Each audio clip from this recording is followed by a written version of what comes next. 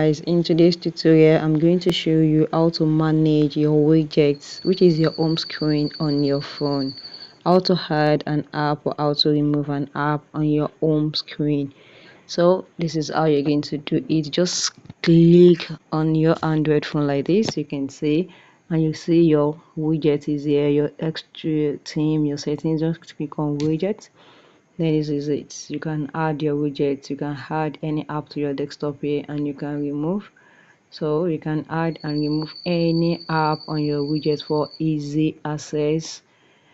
This is it. You can add, you can remove, add to desktop. This is it.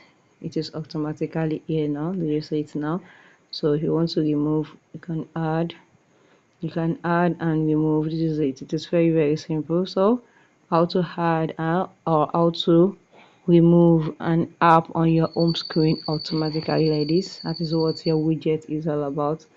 If you found this video helpful, click the like button, share and comment. Thank you for watching.